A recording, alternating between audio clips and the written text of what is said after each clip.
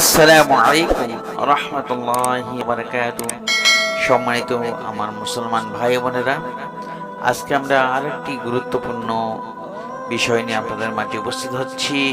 তা হচ্ছে বর্তমান সমাজে, বর্তমান সময়ে মানুষ একে অপরে হিংসা করে।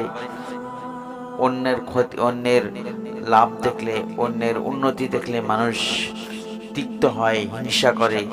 সেই হিংসা থেকে বাঁচার জন্য রাসূল সাল্লাল্লাহু আলাইহি সাল্লাম কিছু পদ্ধতি অবলম্বন শিখিয়ে দিয়েছেন, যেগুলো আমরা করলে হিংসার ক্ষতি থেকে বাঁচতে পারবো ইনশাআল্লাহ। তো হিংসার ক্ষতি থেকে বাঁচার, অন্যের ভালো দেখে কারো খারাপ রাখতে পারে, এরা দেখে যখন কেউ নিজের ভালো কামনা করে ও ভালো করার জন্য উৎসাহিত হয়, তখন সেটাকে ঈর্ষা বলে।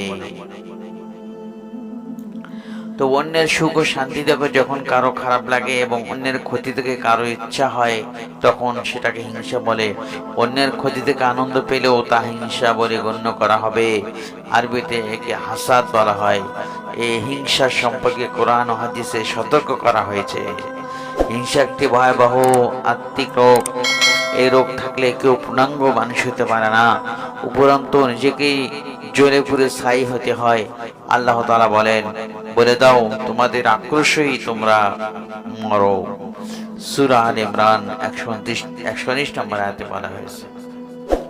তো নবীজি সাল্লাল্লাহু আলাইহি ওয়াসাল্লাম বলেন, তোমরা হিংসা থেকে বেঁচে থাকো, কেননা হিংসা নেক আমল এমন ভাবে শেষ করে দেয় যেমন আগুন কাঠের টুকরোকে জ্বালিয়ে শেষ করে দেয়।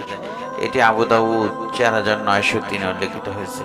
এই হাদিসটি বলা হচ্ছে, ইয়াকুমুল হাসাদা ফাইন্নাল হাসাদা ইয়াকুলুল হাসানাতি কামা তাকুলুন নারুল হাতাব। অন্যের হিংসা থেকে বেঁচে থাকার দোয়া। মানুষের মনে হিংসা হবে, এটা স্বাভাবিক একটি বিষয়। কখনো হিংসার শিকার হলে তা থেকে বেঁচে থাকার চেষ্টা করতে হবে, ধৈর্য ধরতে হবে এবং আল্লাহ তাআলার কাছে দোয়া করতে হবে যেন তিনি হিংসুকের হিংসা থেকে বাঁচিয়ে রাখেন। এই পর্যায়ে সূরা ফালাক ও সূরা নাস পড়ে অন্যের হিংসা থেকে বাঁচা যায়। হিংসা দূর করার জন্য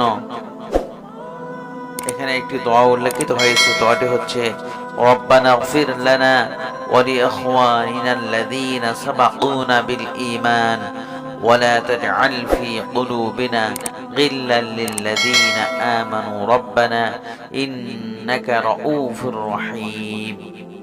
অর্থ, হে আমাদের রব, আমাদেরকে ও আমাদের পূর্ববর্তী ভাইয়েরা যারা ঈমান এনেছে তাদের ক্ষমা করুন। ঈমানদারদের বিরুদ্ধে আমাদের অন্তরে কোনো বিদ্বেষ রাখবেন না। হে আমাদের রব, নিশ্চয়ই আপনি দয়ালু, পরম করুণাময়। সূরা হাশর 10। তো আজকের আলোচনা এ পর্যন্তই। আলোচনা যদি আপনাদের ভালো লাগে থাকে তাহলে লাইক, কমেন্ট, শেয়ার করতে একদম ভুলবেন না। আসসালামু আলাইকুম ওয়া রাহমাতুল্লাহ।